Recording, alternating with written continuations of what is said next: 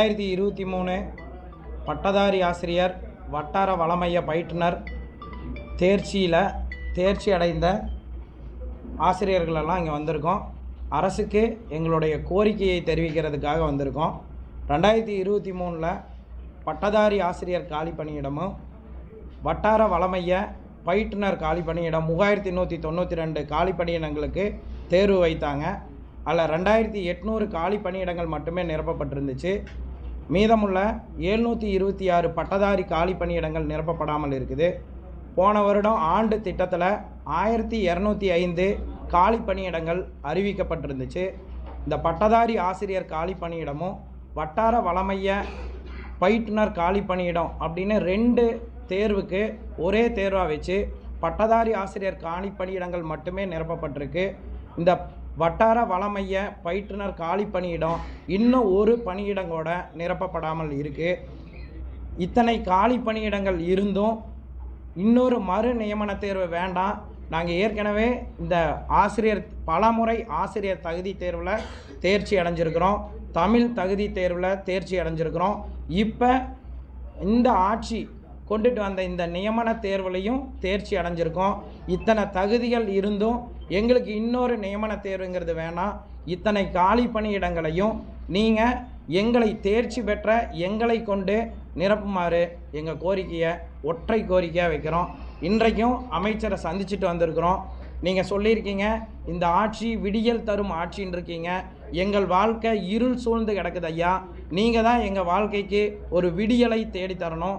இந்த தேர்தல் நேரம் அறிவிக்கிறதுக்கு முன்னாடியே இந்த காலி பணியிடங்களை தேர்ச்சி பெற்ற இந்த நியமன தேர்வில் தேர்ச்சி பெற்ற எங்களை கொண்டு நிரப்புறதுக்கு ஒரு அரசாணையை உடனே நீங்கள் அறிவித்து உங்கள் கையால் எங்களுக்கு இந்த பணி நியமனத்தை வழங்கி எங்கள் வாழ்க்கையில் பெரிய விளக்கை ஏற்றுங்க ஐயா. இதுதான் எங்களுடைய ஒற்றை கோரிக்கையாக இருக்குது. மேம் பேச பத்திரிகை நண்பர்களுக்கு வணக்கம். இந்த மதுரை திருச்சி மாநகரில் நாங்கள் எதுக்காக கூடியிருக்கோம் அப்படின்னு பார்த்தோம்னா, நியமன தேர்வு 2023 பிப்ரவரி மாதம் நடந்த நியமன தேர்வில் தேர்ச்சி பெற்றவங்க எல்லாம் ஒன்று சேர்ந்துருக்கோம். எதுக்காக நாங்கள் வந்திருக்கோம் அப்படின்னு கேட்டாங்கன்னா, பட்டதாரி ஆசிரியர் தேர்வில் தேர்ச்சி பெற்று இன்னும் பணி நியமனம் கிடைக்காத அவல நிலை இருக்குது. மாணவர்களோட எதிர்காலத்தை கருத்தில் கொண்டு சட்டப்பேரவையில் முதல்வர் அறிவித்த 19,200 காலி பணியிடங்கள் நிரப்பப்படும், 2026 ஜனவரிக்குள்ளார நிரப்பப்படும் என்ற கோரிக்கையை நிறைவேற்றி கொடுக்கணும். பிடிபிஆர்டி பணியிடங்கள் 726 இருப்பதாகவும் 10,000 பட்டதாரி ஆசிரியர் காலி பணியிடங்கள் இருப்பதாகவும் தகவல் அறியும் உரிமை சட்டம் மூலம் நாங்கள் தெரிஞ்சுக்கிட்டோம். அந்த பணியிடங்களை முழுமையாக எங்களை கொண்டு நிரப்பணும். நாங்கள் 12 வருடமாக இந்த ஆசிரியர் கனவோடு காத்து கிடக்கிறோம். எங்களுடைய பணி பலன் போயிட்டுருக்கு. ஒவ்வொரு ஆண்டுகளும் நாங்கள் கடந்து போயிட்டுருக்கோம். அது எங்களுக்கு சீக்கிரமாக பணி நியமனம் வழங்கணும், செகண்ட் சிவி லிஸ்ட்டு விட்டு எங்களை சீக்கிரமாக பணி அமர்த்தணும் அப்படின்னு அரசுக்கு தாழ்மையாக கேட்டுக்கிறோம் ஐயா. பலமுறை நாங்கள் இந்த கோரிக்கைகளை அதிகாரிகளிடமும் அமைச்சர்களிடமும் முதலமைச்சர் நடத்தின அத்தனை ரோட் ஷோலையும் எங்கள் இந்த கோரிக்கையை கொண்டுட்டு போய் நாங்கள் கொடுத்துருக்குறோம். பலமுறை எல்லா அமைச்சர்களையும் முதலமைச்சரையும் சந்திச்சிருக்கிறோம். எங்களுக்கு இதுக்கான இன்னும் ஒரு விடியல் கிடைக்கல. கூடிய விரைவில் நல்ல ஒரு விடியலாக கொடுத்து எங்கள் வாழ்க்கையிலையும் விளக்கேற்றுங்கன்னு ஒரு ஒற்றை கோரிக்கையாக வைக்கிறோம். ஆசிரியர் பணி அறப்பணி அதற்கே உன்னை அர்ப்பணி என்ற வாக்கிற்கு ஏற்ப எங்களை அரசு பள்ளி ஆசிரியர் என்ற அங்கீகாரத்தை இந்த அரசு வழங்க வேண்டுமாய் மிகவும் தாழ்மையுடன் வேண்டி கேட்டுக்கொள்கிறேன். ஒவ்வொரு ஆசிரியர் தினத்தப்பையும் இந்த ஆசிரியர் தினம் நம்ம கொண்டாடிடுவோமா, அரசு பள்ளியில் நம்ம கொண்டாடிடுவோமா அப்படின்னுங்கிற ஏக்கம் இருக்குது. நான் தொடர்ச்சியாக நம்மளை யாருமே தகுதி இல்லைன்னு சொல்ல முடியாது. என்னோட தகுதியை நான் மென்மேலும் வளர்த்திட்டு இருக்கேன். மேலே நான் காலேஜ் டிஆர்பியும் எழுதியிருக்கேன். என்னால் முடியும் அப்படிங்கிற பல சக்ஸஸ் நான் பண்ணிகிட்டு இருக்கேன். ஒரு ஆசிரியர் நினச்சா ஒரு விஞ்ஞானியை கூட உருவாக்க முடியும். பல மாணவர்களுடைய எதிர்காலம் ஆசிரியர் கையில் தான் இருக்குது. ஒரு மருத்துவரை உருவாக்குறதும் ஒரு ஆசிரியர் தான், ஒரு விஞ்ஞானி உருவாக்குறதும் ஒரு ஆசிரியர் தான், ஒரு பொறியாளரை உருவாக்குறதும் ஒரு ஆசிரியர் தான். எத்தனை ஒரு பெரிய உன்னதமான பணிக்கு போனாலும் அந்த ஆசிரியர் அப்படிங்கிற ஒரு உணர்வு அந்த மாணவருக்கு இருக்கும். நம்ம ஃபஸ்ட் ஸ்டாண்டர்ட் படித்த டீச்சரை இன்னும் மறக்க மாட்டோம். அதுக்காக தான் எனக்கு இந்த பணி பிடிச்சிருக்குங்கய்யா. ஆசிரியர் கனவை நிறைவேற்றி கொடுக்குமா பல்வேறு ஆசிரியர் குடும்பங்கள் சார்பாக மன்றாடி உங்களை கேட்டுக்கொள்கிறேன். ஐயா, கலைஞரையா வழி வந்தவங்க உங்கள் ஆட்சி. கலைஞரையா அரசு ஊழியர்களையும் அரசு ஆசிரியர்களையும் நிறைய அளவில் நியமிச்சிருக்கிறாங்க.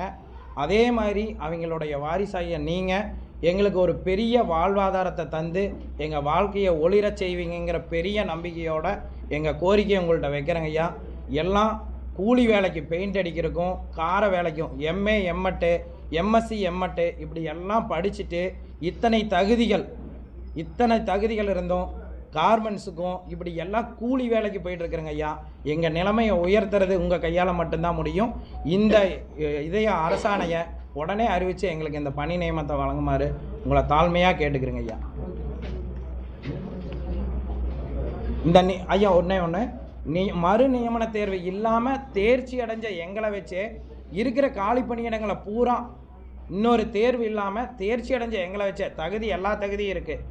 எல்லா தகுதியும் இருந்து இன்னொரு நியமன தேர்வுங்கிறது ஏற்கனவே நீங்கள் சொல்லியிருக்கிறீங்க அநீதி அப்படின்னு.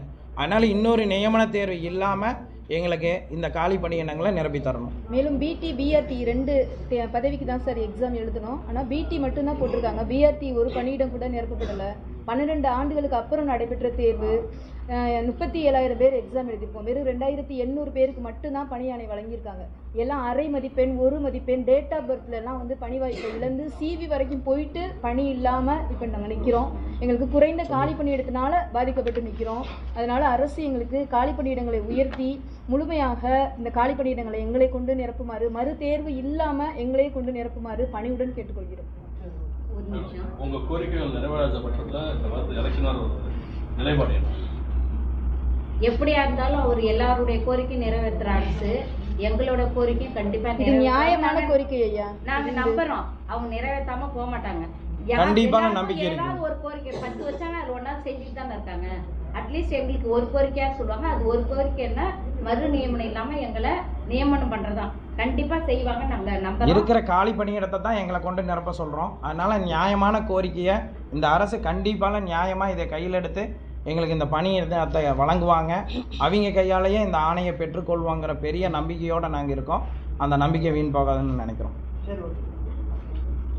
இந்த தேர்தல் அறிவிக்கை வருவதற்கு முன்பாக மிகப்பெரிய காலி பணியிடத்தை நாங்கள் எதிர்பார்த்து காத்து கொண்டிருக்கிறோம். வளமான எதிர்காலத்திற்கு வழிகாட்ட இந்த அரசை நாங்கள் கேட்டுக்கிறோம். முதல்வர் சொல்லியிருக்காங்க, உங்களோட கனவு சொல்லுங்கள், தேர்தல் அறிக்கையில் இடம்பெறணும். எங்களுடைய கனவு இதுதான். படிச்சுட்டோம், வேலை வாய்ப்புக்காக காத்துக்கிட்டு இருக்கோம். எங்களுக்கு வேலை வாய்ப்பு கொடுங்க.